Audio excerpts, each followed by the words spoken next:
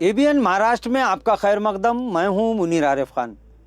नाजरीन, लोकसभा चुनाव 2024 को लेकर पूरे महाराष्ट्र की नज़र इस वक्त औरंगाबाद लोकसभा सीट पर टिकी हुई है, क्योंकि तमाम ही सियासी पार्टियां यानी महाविकास आघाड़ी में शामिल तीनों ही पार्टियों ने तो सबसे पहले अपने उम्मीदवार के तौर पर 4 मरतबा औरंगाबाद लोकसभा सीट से एमपी रहे चंद्रकांत खैरे को तो फाइनल कर दिया, तो वहीं एमआईएम की जानिब से सिटिंग एमपी इम्तियाज जलील मुकाबले के लिए तैयार है। इधर औरंगाबाद सीट को हासिल करने के लिए बीजेपी और शिंदे गुट में अब भी रसाकशी की खबरें मिल रही है।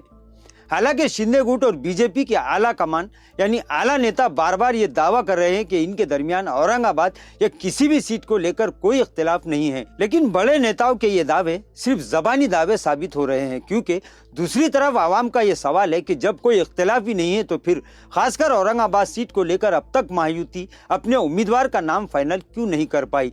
और यही उम्मीदवार के नाम में ताखिर इस बात का सबूत है कि इस सीट पर या तो इख्तिलाफ बना हुआ है या फिर महायुति के पास कोई मजबूत उम्मीदवार यानी कोई ऐसा उम्मीदवार यानी कोई ऐसा चेहरा जो औरंगाबाद से जीत हासिल करने का दावा कर सके, शायद ऐसा कोई नाम फाइनल नहीं हो पा रहा है।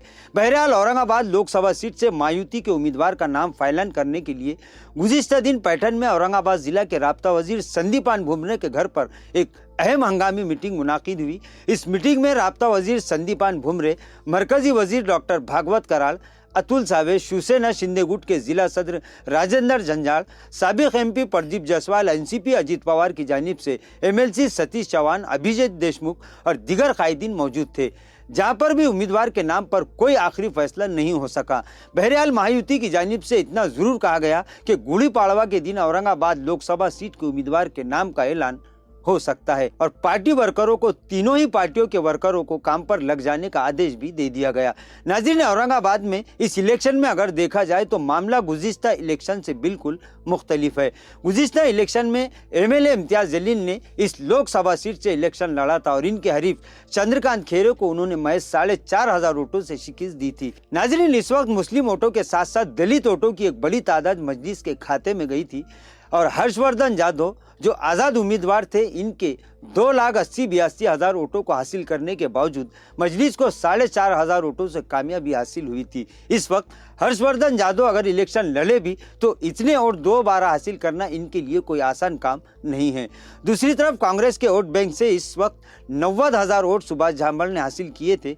कुल मिलाकर 2024 का इलेक्शन किसी भी पार्टी और किसी भी उम्मीदवार के लिए अब इतना आसान नहीं रहा। यानी दावे करने से और ओवर कॉन्फिडेंस से काम नहीं चलेगा, बल्कि अभी से ग्राउंड लेवल पर उतर का माहौल बनाना पड़ेगा। लेकिन औरंगाबाद लोकसभा सीट से किस्मत आजमाने वाले तमाम ही उम्मीदवार और पार्टियां ये मन बना चुके हैं कि रमजान ईद और अंबेडकर जयंती के बाद ही ग्राउंड पर उतरा जाएगा।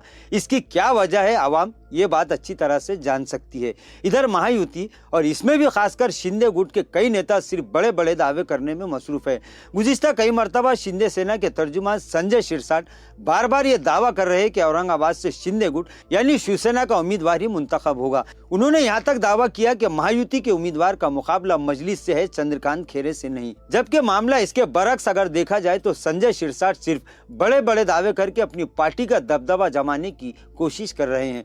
अगर इन्हें इतनी ही उम्मीद है कि इनका उम्मीदवार ही कामयाबी हासिल करेगा तो फिर यहाँ से उम्मीदवार का नाम फाइनल करने के लिए इतने पापड़ क्यों बेलने पड़ रहे हैं। यानी तमामी सियासी पार्टियां अंदरूनी तौर पर, चाहे फिर वो मजलिस हो, महाविकास आघाड़ी हो, महायुति हो या फिर आजाद उम्मीदवार, सबके दिलों की धड़कनें तेज हो चुकी है, लेकिन आवाम के सामने ये लोग अपनी असल हकीकत बयान नहीं कर सकते। जराये के मुताबिक बीजेपी इस सीट को लेकर बातचीत में मसरूफ है और महायुति का असल मकसद और निशाना यह है कि किसी तरह यहां से एमआईएम के दबदबे को खत्म किया जाए, जबकि उद्धव ठाकरे अपने पुराने दबदबे को दोबारा वापस लाने के लिए मैदान में कूद चुके हैं। इधर अमित शाह औरंगाबाद की एक सभा में यहां तक ऐलान कर चुके हैं कि मरकजी हुकूमत बनते वक्त औरंगाबाद से एक कमल जरूर पहुंचना चाहिए, जबकि उम्मीदवार का नाम फाइनल करने में ही ये पार्टियां इतनी परेशान दिखाई दे रही है। बहरहाल ये बात तो साफ है कि औरंगाबाद में तिरंगी लड़त होगी और ये आवाम तय करेंगे कि औरंगाबाद की सियासत की मुकद्दर का सिकंदर